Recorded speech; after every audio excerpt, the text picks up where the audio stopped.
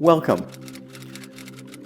I've been thinking a lot lately about limitations and how we limit ourselves, and I limit myself, by the assumptions we make. Now, that's a pretty easy principle to grasp, and I'm sure we all agree we limit ourselves by the assumptions that we make. That's part of life, we can't help that.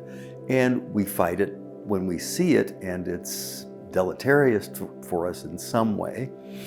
But what I'm suggesting now is that these limitations, these assumptions, occur at a far more subtle level than we're used to thinking about. And by that I mean limitations that we don't see because we're used to things. Even things like the set of tastes we have or smells that we're used to.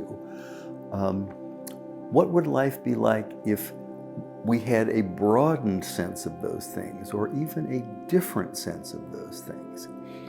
Much as we are limited by the assumptions we make of living in whatever environment we live. For example, I live in a big city, and I make certain assumptions about life and how things are done because I'm used to being in a city. I'm sure the people who are used to being in a small town in the Midwest or in a rural setting make the same assumptions about their environment and the way they live. And of course, that's okay because we all do those things. But what I'm here to advocate is that a little travel is a wonderful thing because it opens up our eyes and our senses to things that we don't usually see.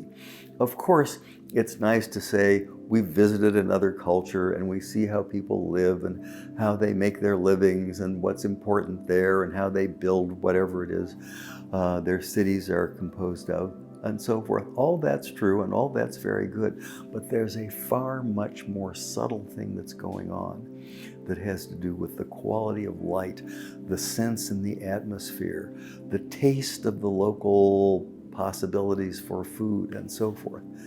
And getting away from one's own assumptions is one of the things that makes travel so rich and so broadening, because we're not used to these things, and if we pay attention, we can open ourselves up tremendously.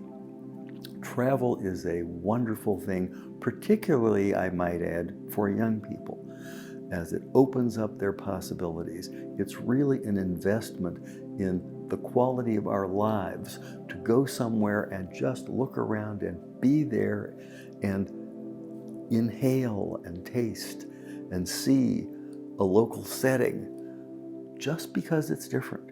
And then we get back home, we find, well, there are things we didn't see here too, that we wouldn't have noticed had we not gone somewhere else to have a look around. So I'm here to say I'm a very strong advocate of travel, particularly for young people, but in general for anyone. And it's an investment in ourselves, and I don't do enough of it myself. Thanks for listening.